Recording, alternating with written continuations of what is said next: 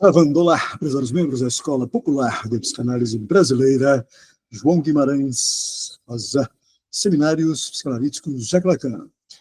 O seminário, livro 10, A Angústia, anos 1962-1963.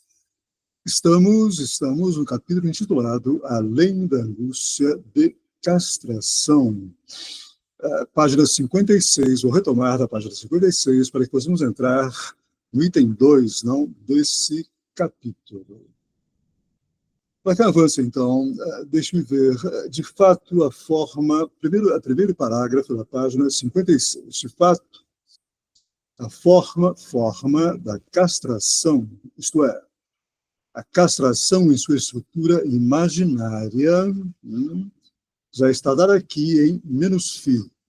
Não, ele está lendo, continua lendo, o esquema óptico, -φ, segundo Lacan, significante da falta, significante falo enquanto significante da falta. Então, de fato, a forma da castração, isto é, a castração em sua estrutura imaginária, já está dada aqui em -φ, no nível da fratura que se produz, a aproximação da imagem libidinal do semelhante, em algum momento de um certo dramatismo imaginário.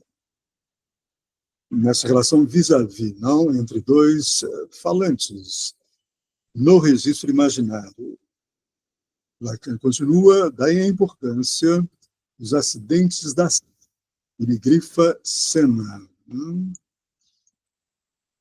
E, por essa razão, é chamada de traumática, a cena traumática. Olá, Eliane, boa noite, bem-vinda.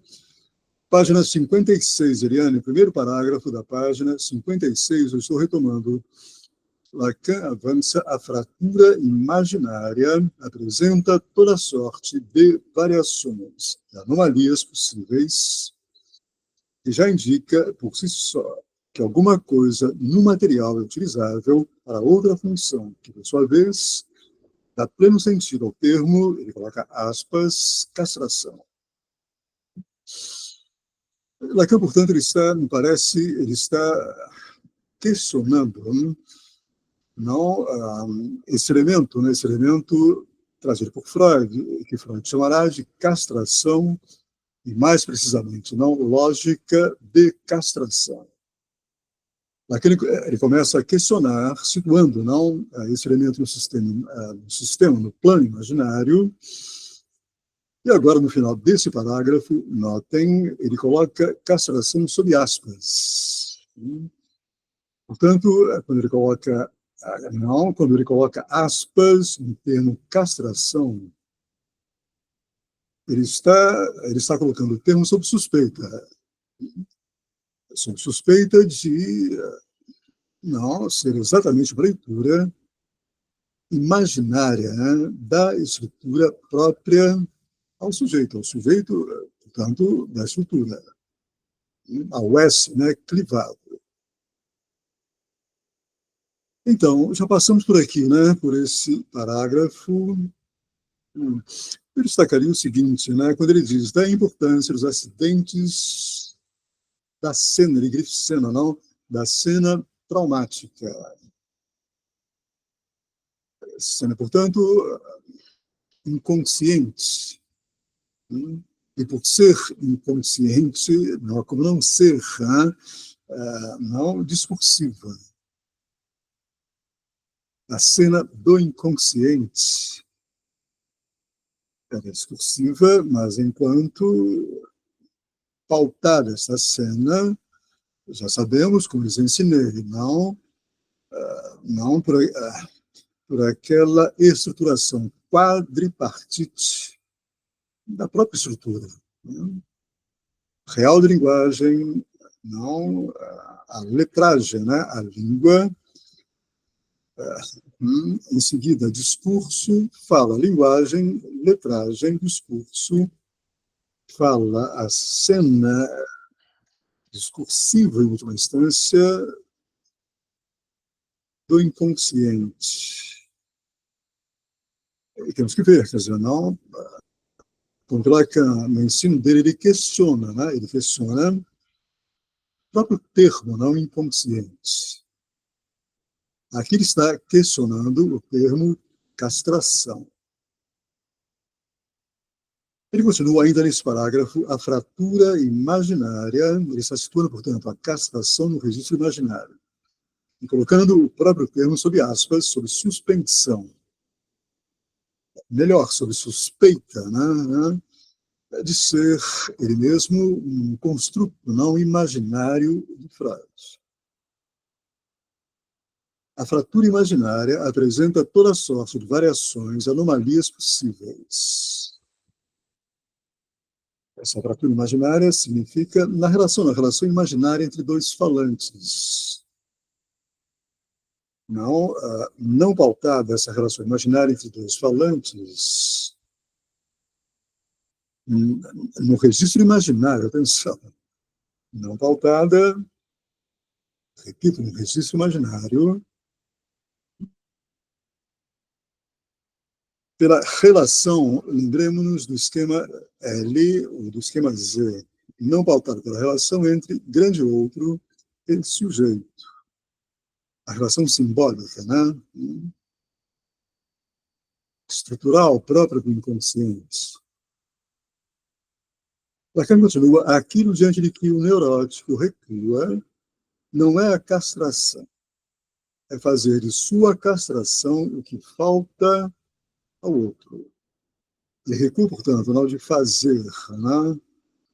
Em última instância, de sua posição de subjetividade apenas indexada ao sujeito da estrutura, ele recusa fazer disso, não, sua subsunção, né, indexação ao sujeito da estrutura, ao sujeito, portanto, clivado, dividido.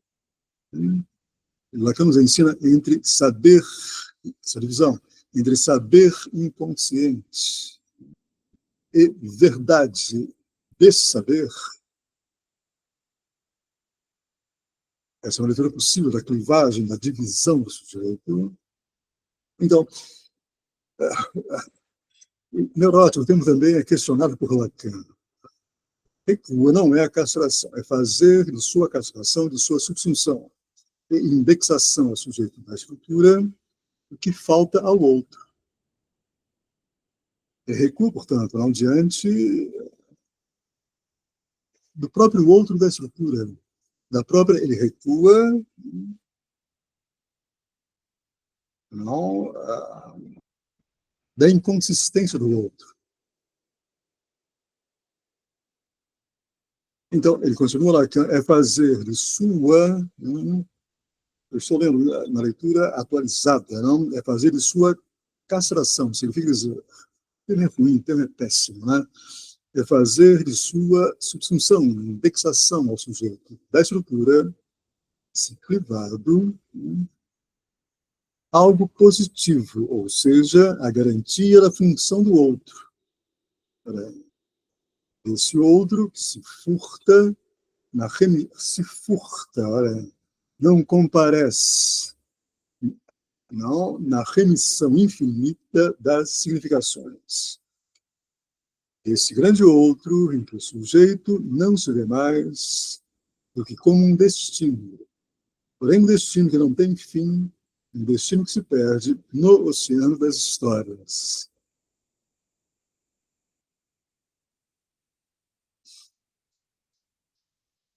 Ora, o que são as histórias, se não uma imensa ficção?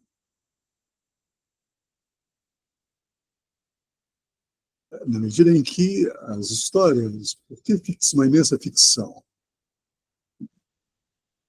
Essa interrogação, não, essa ficção não quer dizer alguma coisa inexistente, não.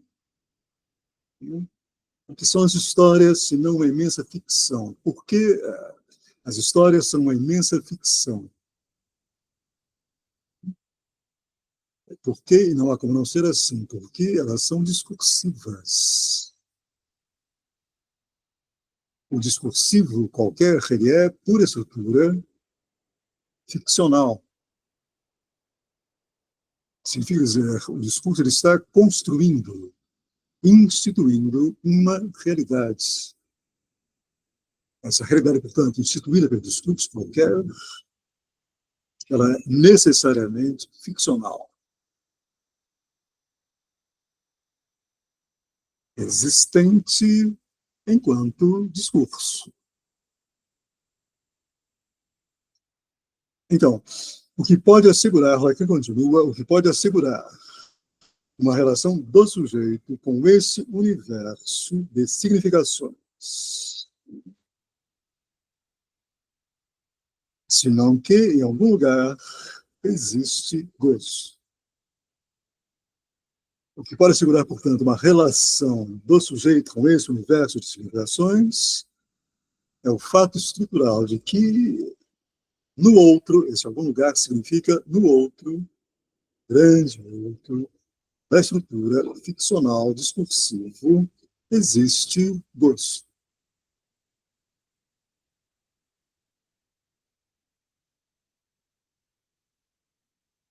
Isso ele só pode assegurar por meio de um significante. E esse significante falta forçosamente. Nesse lugar de falta, o sujeito é chamado a dar o troco, a responder, através de um signo de sua própria castração. De sua própria, portanto, novamente, subsunção e indexação à divisão do sujeito, à clivagem do sujeito. Atenção. Essa clivagem indica que o sujeito da estrutura ele não é substancial. Significa dizer, ele não possui uma existência nem ontológica, nem fáctica, de fato, seja lá o que for.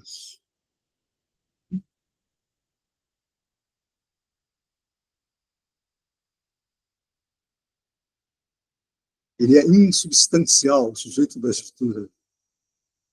Agora, novamente, entendo, quer dizer, Lacan não está tomando cuidado, não deveria tomar esse cuidado e não faz, de mostrar a diferença conceitual entre o sujeito da estrutura e subjetividades falantes. Pautadas elas, subjetividades falantes, pelo sujeito da estrutura. Novamente, o sujeito, isso que Lacan faz questão, corretamente, não de nomear de sujeito da estrutura, é esse privado. Portanto, marcar este sujeito é o que comparece enquanto ultrapassamento das subjetividades falantes. Esse sujeito, novamente, privado da estrutura, não, não, ele nomeia a cada vez a incidência das formações do inconsciente, das equivocações significantes. Onde há, já ensinei isso, onde há a incidência de uma equivocação significante, lá está esse sujeito.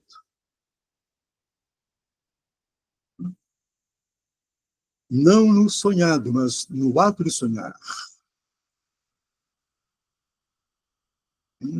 Não enfim, na narrativa do ato falho, mas no ato de comparecimento do ato falho. Quando ele ocorre, aí está a abertura, a incidência, o acontecimento sujeito. É isso. o ultrapassamento. Esse sujeito ele é o ultrapassamento da subjetividade falante pelas equivocações significantes.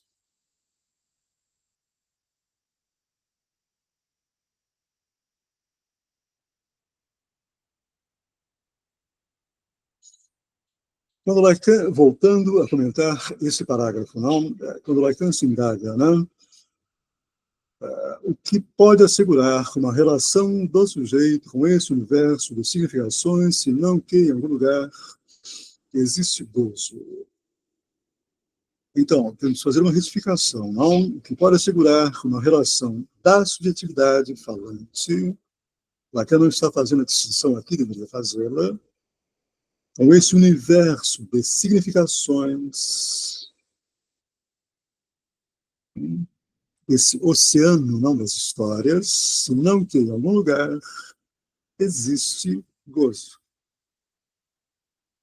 Esse algum lugar existe gozo significa no grande outro, não existe gozo. Mas, novamente, gozo, então enquanto não, mais gozar. Privilegiar. Tradução errada, né, para o português, que se faz mais de gozar. Não, mais gozar.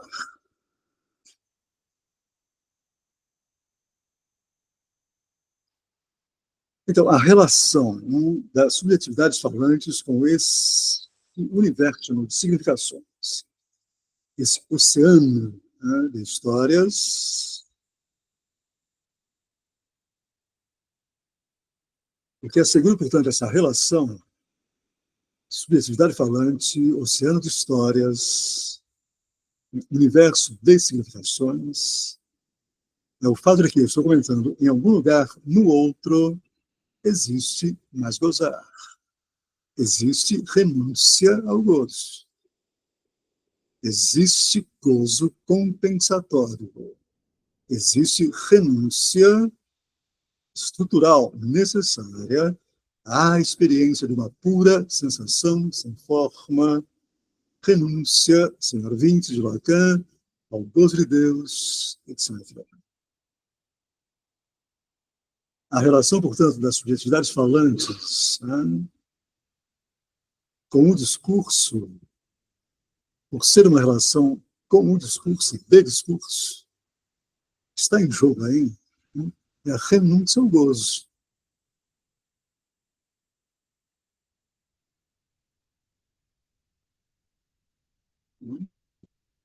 Renúncia estrutural necessária ao gozo de Deus. De Lacan, seminário 20. Metáfora criada por Lacan para pautar, não, essa renúncia necessária das subjetividades falantes à experiência de uma pura sensação sem forma. Sem forma significa sem estrutura absoluta, plena, etc. Sem outro, etc.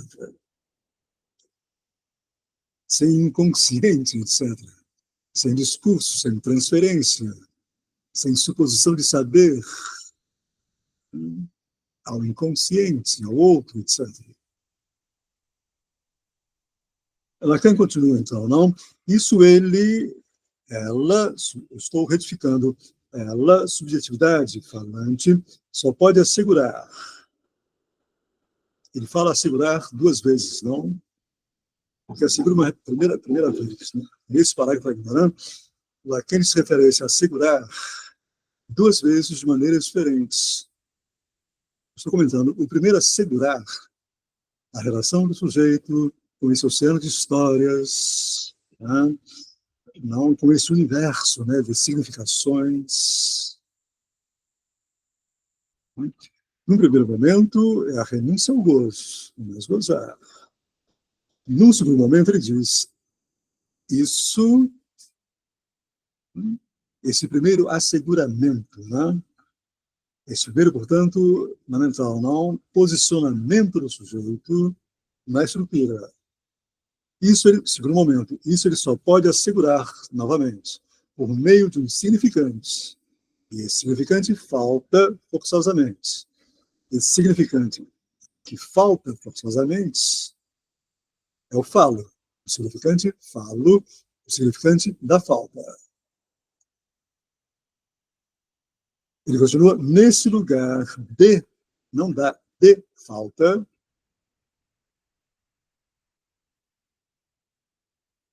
Entendo, ele está lendo, esse lugar de falta significa nesse lugar da inconsistência, significante que falta ao outro, né? Nesse lugar de inconsistência do grande outro, da própria divisão do grande outro, o sujeito é chamado, a subjetividade falante é chamada a dar o troco através de um signo de sua própria castração. A inconsistência do outro recusada pelo sujeito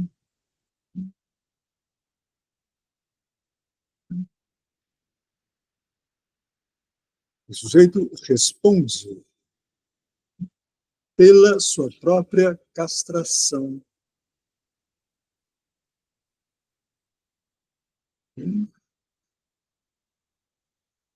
Então, não é fundamental, né? A subjetividade falante pautada pela renúncia ao gozo, pautada pelo mais gozar, pautada pela renúncia ao gozo de Deus, a experiência de uma pura sensação sem forma,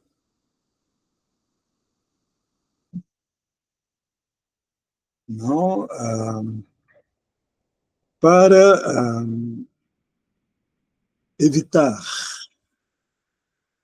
isso é fundamental, não? Evitar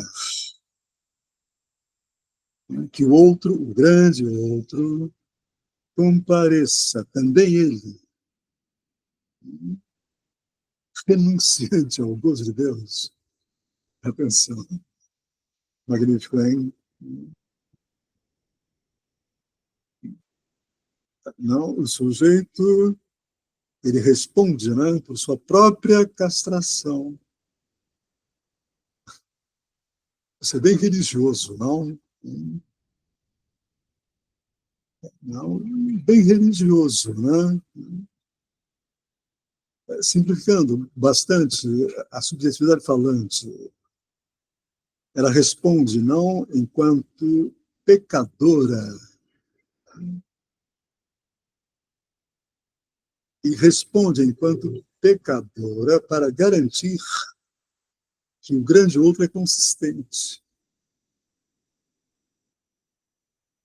Nesse contexto aqui, a subjetividade falante subsumida, indexada ao sujeito da estrutura,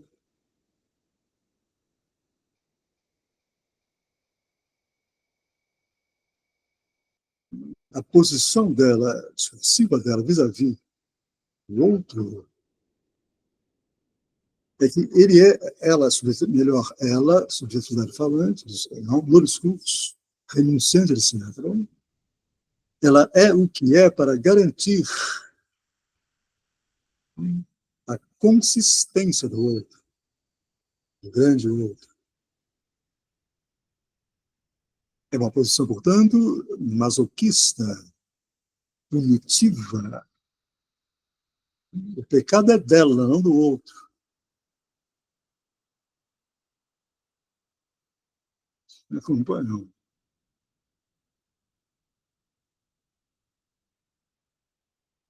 Por isso o contexto religioso, na última instância, né? Nesta cena imaginária.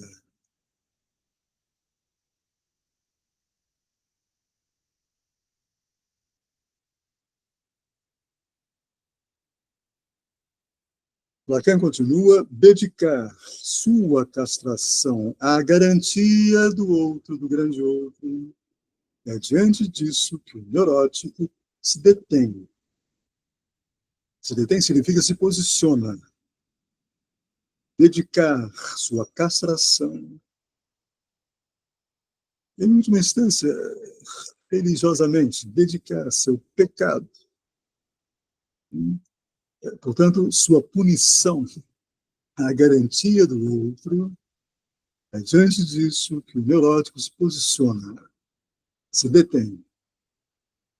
Ele se detém aí por uma razão como que interna à análise, e que decorre de que é a análise que o leva a esse encontro. A esse encontro, a análise o leva a esse encontro. Que encontro? Esse encontro com um grande outro dele. Ele está criando em análise, expressivamente, mas criando enquanto um pecador a ser punido, um masoquista, demandante de punição, portanto, de um grande outro consistente. Essa via crucis do analisando,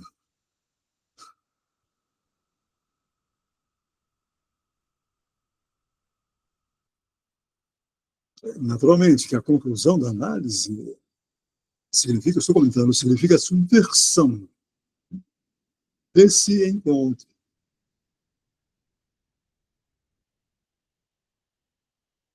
Ou da manutenção, não, desse encontro. De um lado, o pecador, eu estou simplificando, o pecador, aquele que merece ser punido, por esse grande outro consistente. Há gozo aí, há mais gozar aí, há mais gozar, caso masoquista. Mas a análise leva à subversão disso, porque na conclusão da análise, o outro emergirá como inconsistente. Também ele dividido.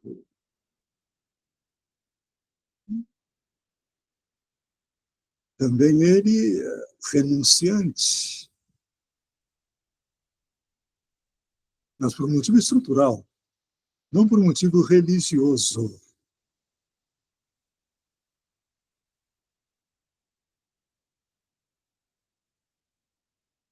Lacan continua, talvez eu tenha sido mais rápido no discurso desta manhã. Não, tem uma frase importante no parágrafo anterior. Lacan conclui, não? Então, a castração, no fim das contas, lógicas, nada mais é que o momento da interpretação da castração. Essa interpretação, em última instância, religiosa, de uma parte, aquela que merecem ser punidos por um outro consistente.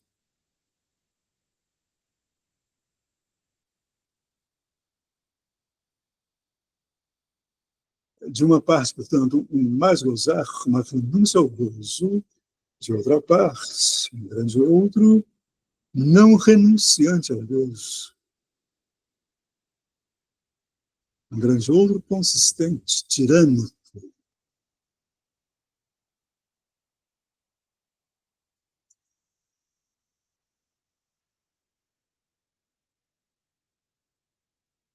Lacan avança, então, nada mais é que o momento da interpretação da castração. Essa interpretação,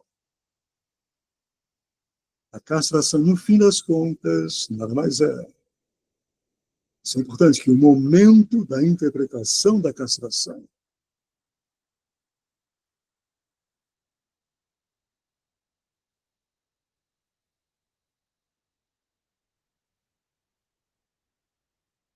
há muito a dizer não sobre essa frase, né?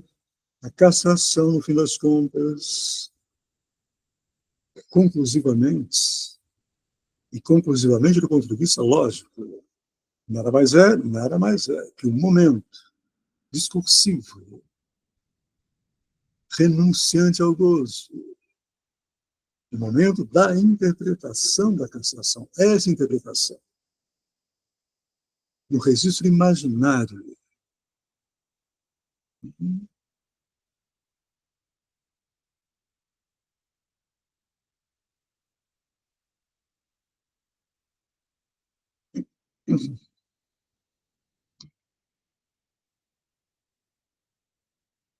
punitivo, masoquista,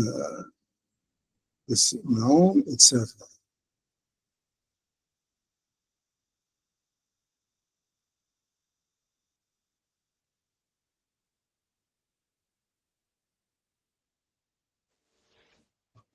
Talvez eu tenha, Lacan avança, talvez eu tenha sido mais rápido no discurso desta manhã do que pretendia. Aliás, vocês veem indicado ali que talvez haja uma possibilidade de passagem.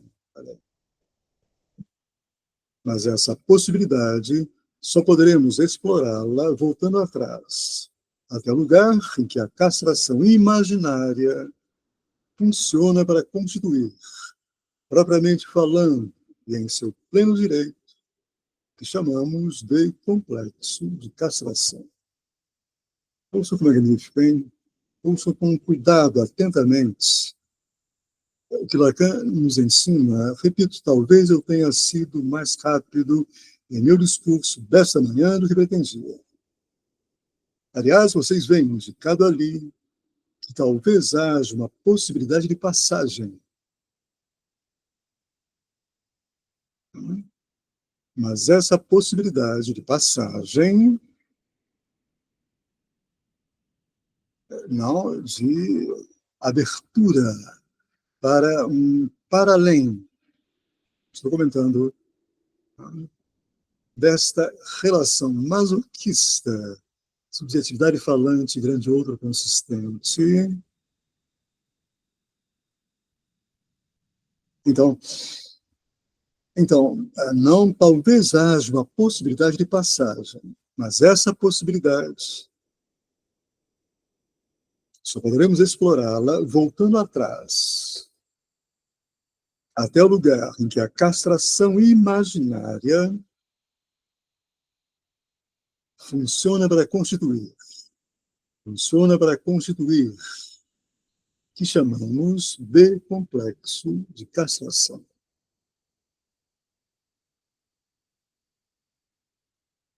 Olha que interessante. O complexo de castração, expressão de Freud.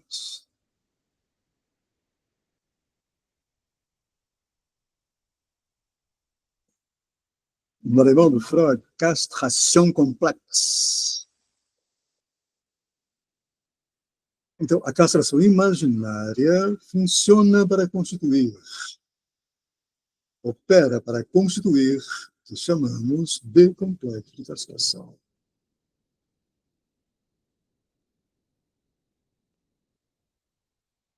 Portanto, comentário meu, o complexo de castração, atenção, não recuem diante desse termo freudiano, dessa expressão freudiana.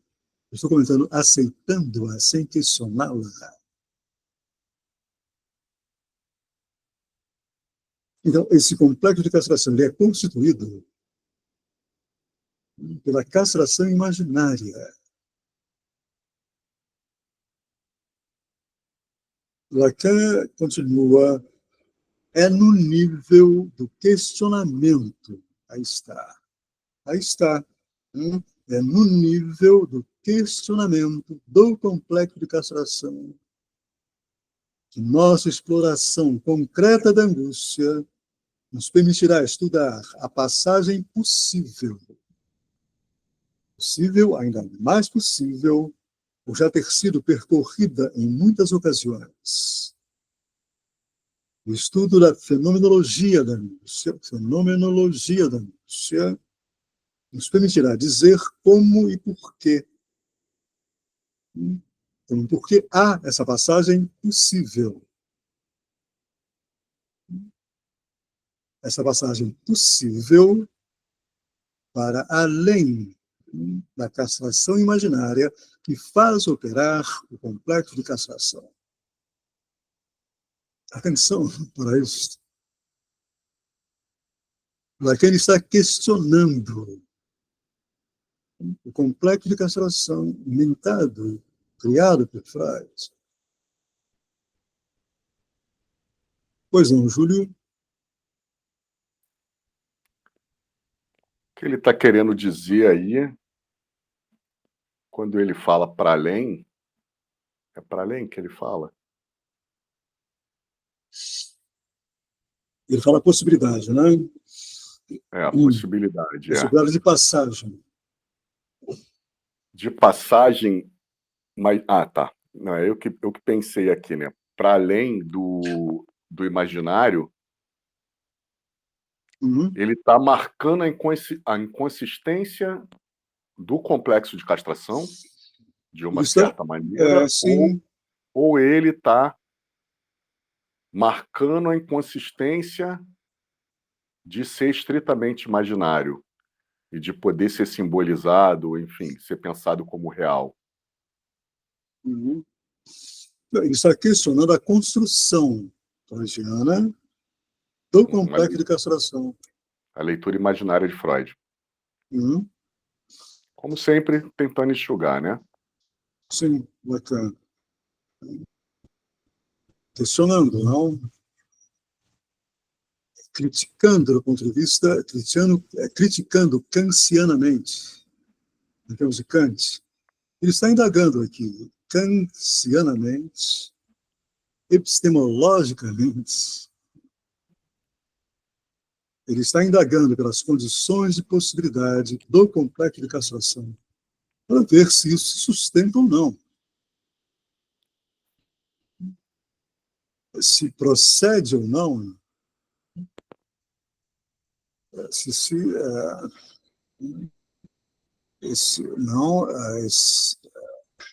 essa expressão freudiana.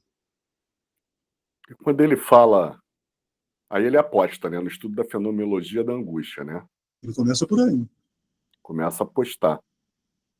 Quer dizer, não sei o que está aqui para frente, mas ele vai falar alguma coisa ainda sobre, quando ele fala fenomenologia, ele está abrindo um precedente para Kierkegaard, não, né? Trabalho da angústia em Kierkegaard. Também, mas mas ele começou um trabalho já de questionar o complexo de castração. Sim. Ele começa agora a fazer a demonstração da possibilidade dessa passagem lógica, né? Como questionar o complexo de castração e pontuar desde a fenomenologia da angústia se esse complexo ele se sustenta ou não. Se podemos, em última instância, situar a questão da angústia vis-à-vis esse complexo de castração mentado por Freud. Ou se é possível posicionar a angústia, a questão da angústia, em outro lugar. Referi-la não a outra coisa, que não a esse complexo de castração. Posicionar, entendo, novamente, não logicamente, desimaginarizando os termos do Freud,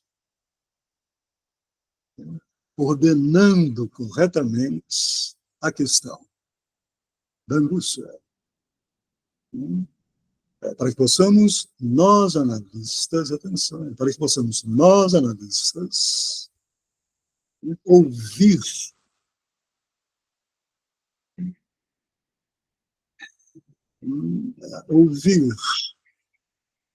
esta questão de outro lugar.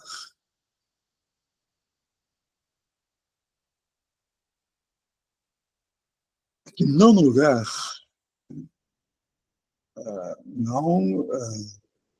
que não no lugar, enfim, que em última instância, proposto por Freud. Na leitura que ele faz, disso mesmo que ele chama complexo de castração.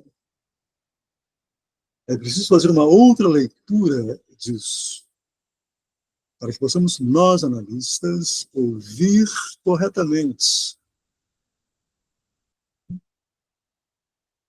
e, portanto, operar não, uma direção do tratamento menos imaginária.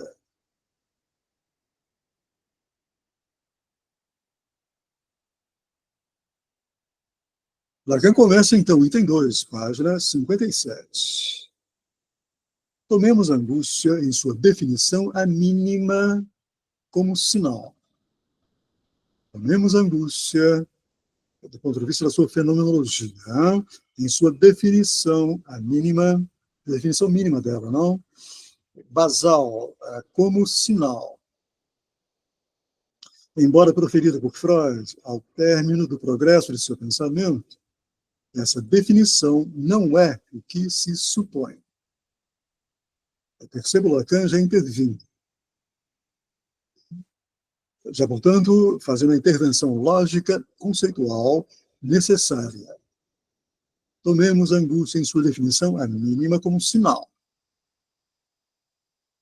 Embora proferida por Freud ao término do progresso, na conclusão não de seu pensamento teórico, essa definição não é o que se supõe.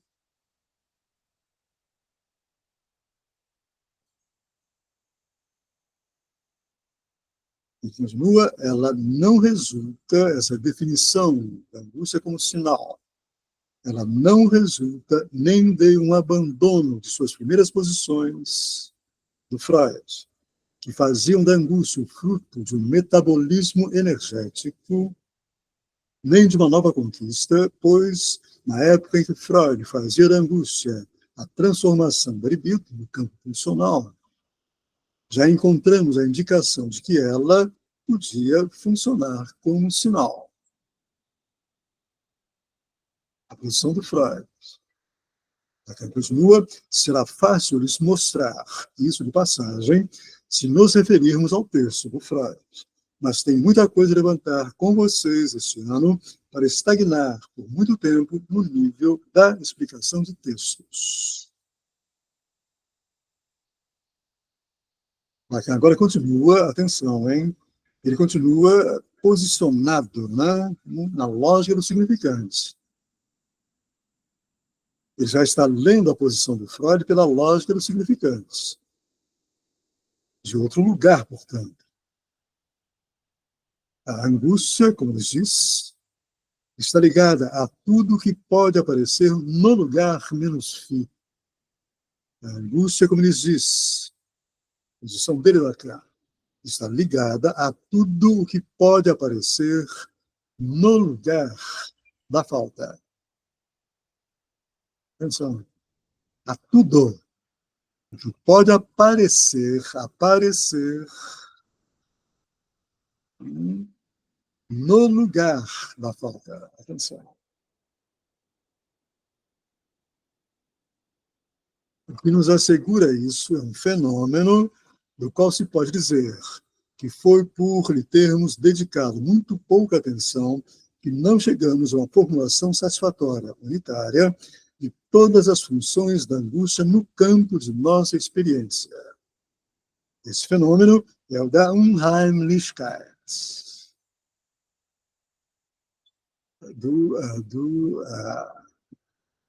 literalmente, do estranho familiar, ou da estranheza familiar, da estranheza íntima.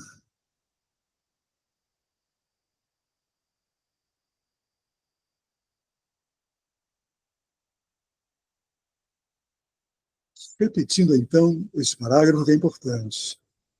A angústia, como ele disse, está ligada a tudo que pode aparecer no lugar menos fi. No lugar da falta. O significante fala enquanto significante da falta menos fi, anotação. O que nos assegura isso é um fenômeno do qual se pode dizer que foi por lhe termos dedicado muito pouca atenção, que não chegamos a uma formulação satisfatória, unitária, de todas as funções da angústia no campo de nossa experiência. Esse fenômeno é o da Unheimlichkeit. Mas, portanto, ele continua fazendo uma descrição desde a lógica do significante, uma descrição fenomenológica da angústia. Unheimlichkeit um caso.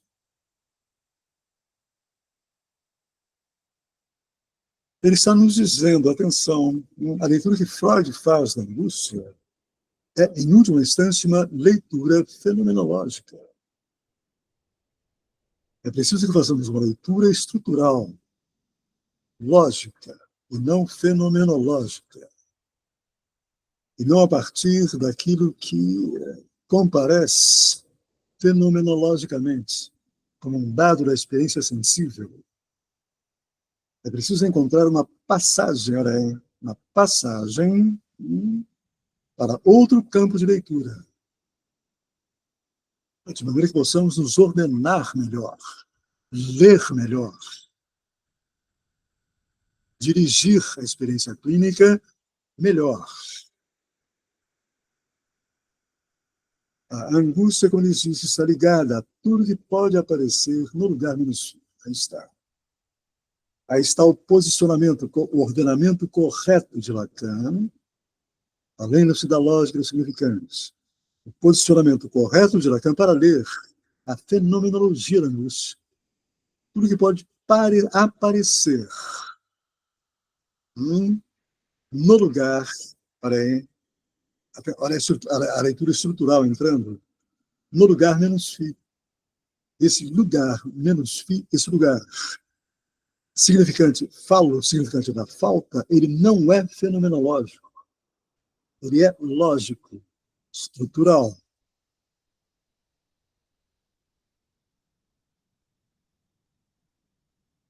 Ele continua, não. Tudo que pode aparecer, portanto, fenomenologicamente, como angústia, atenção, está articulado, indexado ao significante da falta, ao significante falo. Pois não, Júlio? É interessante essa colocação dele. Parece que se a leitura fosse pela semiótica, por exemplo,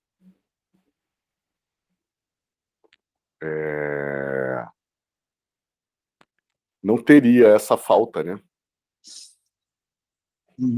Se a gente pensasse a linguagem pela linguagem da semiótica, né? Essa falta teria não teria consistência a falta, né? Evidente, claro. Quando ele fala que falta aqui mais embaixo, talvez, né? Peraí, que eu passei o olho ali e acabei voltando ali em cima na sua frase, né? Se isso não fosse evidente em toda parte, esse texto bastaria por si só para justificar a prevalência que dou às funções do significante em meu comentário de Freud, né? Então, ele não vê uma tradução possível para isso, né? Para esse significante, né? É claro que o Zola ele está lendo a leitura que Lacan faz. Novamente,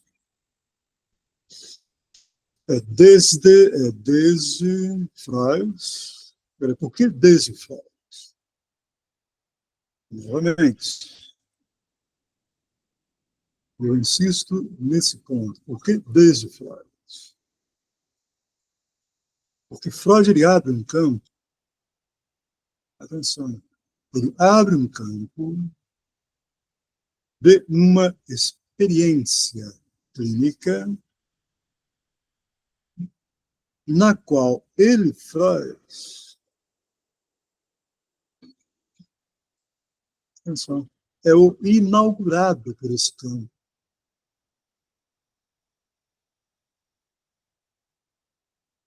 Atenção. Não, portanto, Freud ele abre um campo inédito, de uma experiência clínica inédita, na qual ele, Freud, é o inaugurado por esse campo. Por que Freud não? Ele e podemos muito seriamente colocar as coisas nesses termos, ele é o primeiro inaugurado por esse campo. Muito simplesmente porque ele é o primeiro a responder por escrito. A essa experiência de ser inaugurada por esse campo. A escrita de Freud, novamente, é a resposta de uma subjetividade falante, nomeada Sigmund Freud, que responde a essa experiência de ser inaugurado por um campo clínico inédito.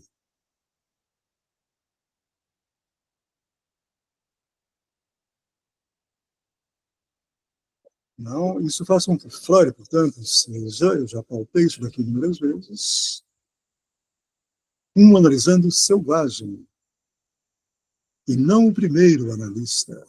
Não.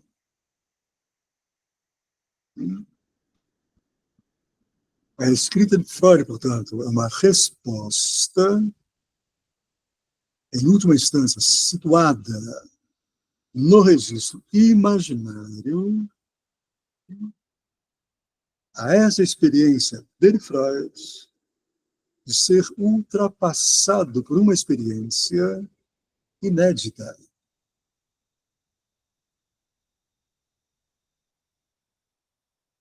Que Freud nomeou equivocadamente de inconsciente. Unbewusst, em alemão. Das Unbewusst, ou inconsciente. O que Lacan faz? Lacan, ele é o primeiro, se não o único, a perceber isso. Que a escrita de Freud é a resposta de analisando a uma experiência inédita de ultrapassamento. A importância de Freud para Lacan seria essa, né? Ele testemunha uma experiência, Freud testemunha uma experiência de ultrapassamento, ele testemunha pela escrita dele. O que temos dessa escrita é a psicanálise. A psicanálise significa dizer, não, o testemunho de uma experiência de ultrapassamento. De ultrapassamento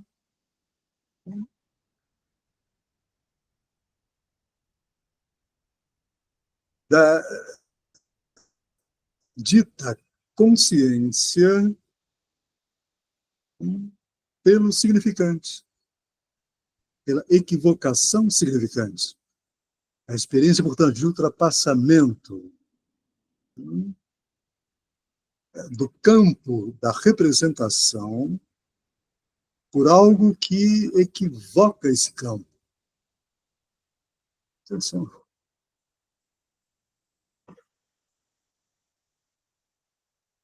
Essa é a leitura não representativa. Estou fazendo, acompanhando Lacan, é uma leitura não representacional da escrita de Freud. Mas uma leitura que insere essa escrita no campo, atenção, no campo clínico do qual ela emergiu, ela surgiu. Freud não escreveu o que escreveu, atenção, para a universidade. Não é uma dissertação de mestrado, doutorado, etc. Não. É uma resposta angustiada, angustiada vis-à-vis, face ao ultrapassamento, à equivocação significante, o campo representacional, do qual Freud estava ali respondendo. Ele estava imergido nisso.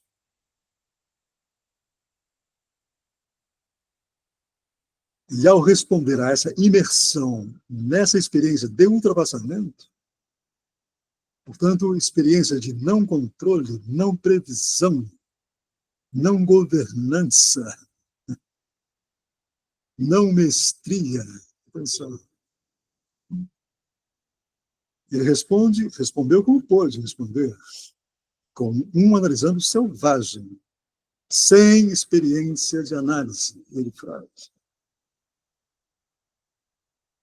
A escrita dele testemunha uma experiência selvagem de análise, porque sem analista.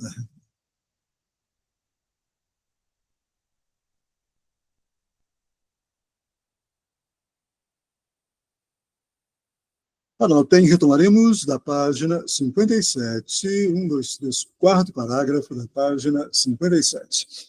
Convido a todos vocês para comparecerem amanhã, seminário 14, a lógica do fantasma. Boa noite a todos, até amanhã. Boa noite.